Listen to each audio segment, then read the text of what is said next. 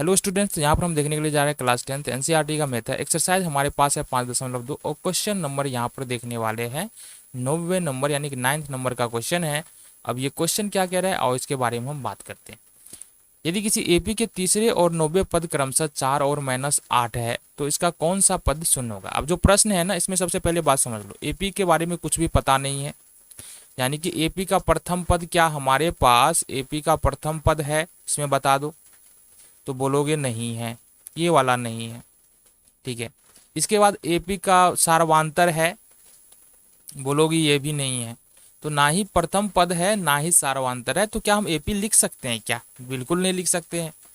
तो यहाँ पर नहीं है प्रथम पद, तो मान लेते हैं ये, और सार्वांतर को मान लेते हैं डी। यहाँ पर लिख देते हैं अपन क्या, माना, ठीक है। नेक्स्ट हमको क्या क्या रहा है कि तीसरे और 90 पद क्रमशः 4 और -8 है। इसका मतलब ये है कि तीसरा पद 4 है और 8वां पद, ये 9वां पद जो है वो -8 है। तो हम यहाँ पर प्रश्नानुसार क्या बोल सकते हैं? प्रश्नानुसार क्या दिया हुआ है हमारे पास? प्रश्नानुसार हमारे पास दिया हुआ है कि A3 बराबर 4। अब A3 बराबर 4 दिया, अगर A3 लिखेंगे तो अगर हम मान लो वो वाला तुमको फॉर्मूला याद होगा, AN बराबर A plus N minus 1 into D, इस वाले फॉर्मूले को तुमने याद रखा होगा। तो अगर मान लो यहाँ से अगर हम तीसरा पद लिखते हैं तो क्या हो जाएगा, A प्लस 3 माइनस 1, N की जगह पर 3 हो जाएगा, तीसरा पद लिख रहे हैं D। तो A3 बराबर हो जाएगा हमारा A प्लस 2D। तो यहाँ पर लिख सकते हैं अपन A प्लस 2D बराबर 4, ठीक है। इसको अपन मान लेंगे इक्वेशन फर्स्ट।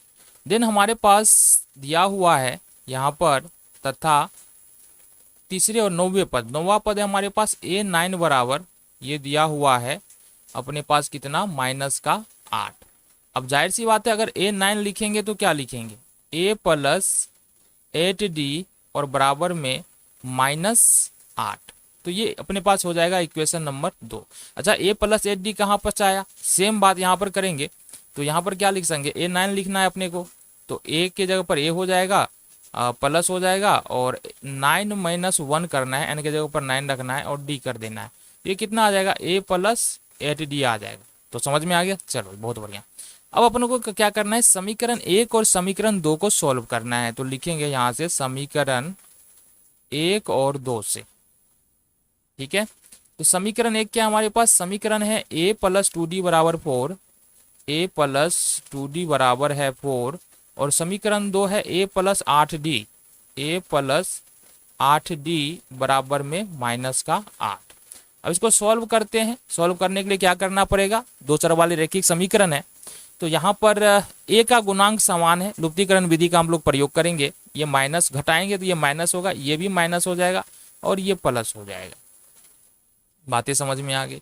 ये 8 से 1 कैंसिल हो जाएगा, 8 में से अगर 2 घटाते हैं तो ये हो जाएगा -6D और ये हो जाएगा -12। तो माइनस ने प्लस का 12 हो जाएगा, 8 और 4 12 हो जाएगा। तो नेक्स्ट अगर आगे का सॉल्यूशन इस ओर देख लेते हैं सॉल्यूशन को।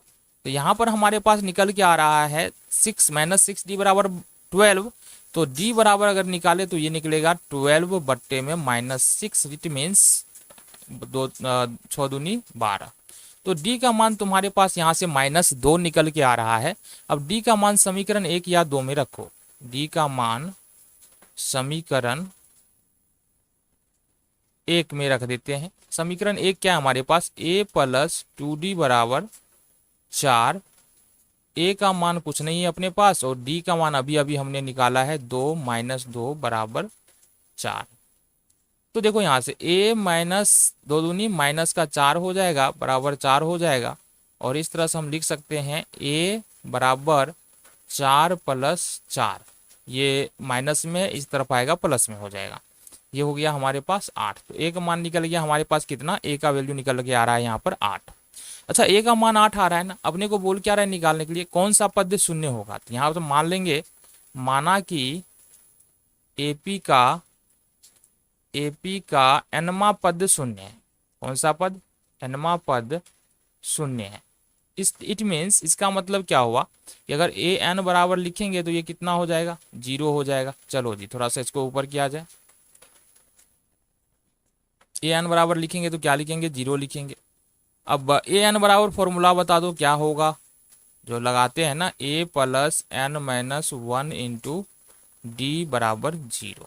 तो ए का मान अभी अभी हमने निकाला है 8, प्लस एन का मान नहीं पता है 1 इंटू डी का मान अभी अभी हमने निकाला है माइनस का 2, बराबर में हो जाएगा 0।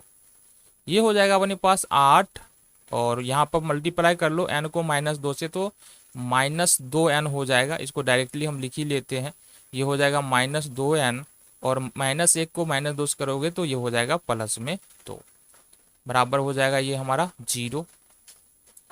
तो यहाँ से अगर हम देखें 8 और 2 कितना हो जाएगा, 2 - 2n बराबर प्लस में 8 2 10 बराबर हो जाएगा 0। इस 10 को उठा के इधर ले जाएंगे तो -2n बराबर हमारे पास निकल के आ जाएगा -10।